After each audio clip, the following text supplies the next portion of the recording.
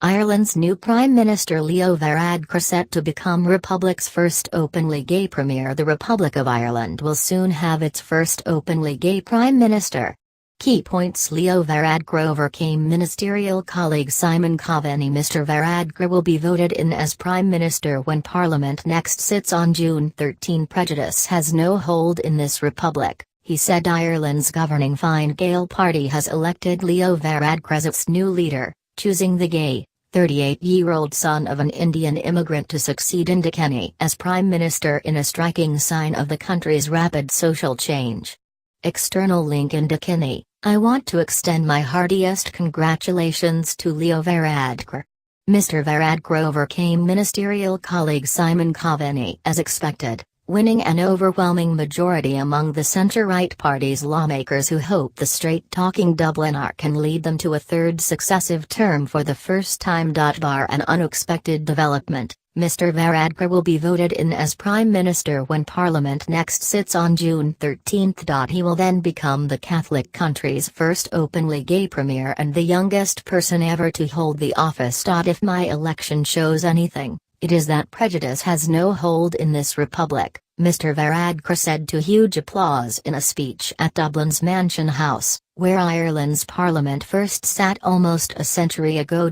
I know when my father travelled 5,000 miles to build a new home in Ireland, I doubt that he ever dreamed that one day his son would grow up to be its leader, and despite his differences, his son would be judged by his actions, not his identity. Every proud parent in Ireland today can dream big dreams for their children. Face of modern-day Ireland. His election marks another chapter in the social change that has swept through the country of 4.6 million people that only decriminalized homosexuality in 1993 but became the first country to adopt same-sex marriage via a popular vote in 2015. It also shows another face of modern-day Ireland.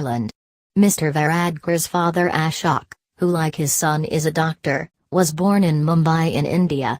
He met his wife Miriam, an Irish nurse, in England in the 1970s before moving to Ireland, where Mr Varadkar was born. The generational shift from Mr Kenny, 66, who led the party for 15 years and has been Prime Minister since 2011, will likely be matched with Mr Varadkar's cabinet choices.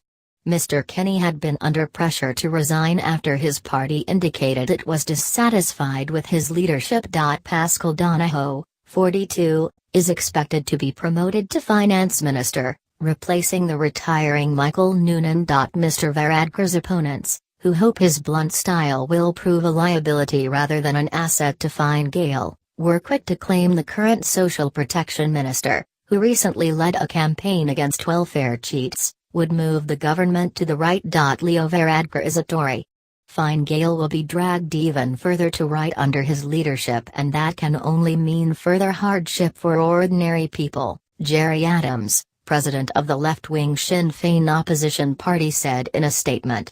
Photo: Enda Kenny, 66, led the party for 15 years and has been Prime Minister since 2011.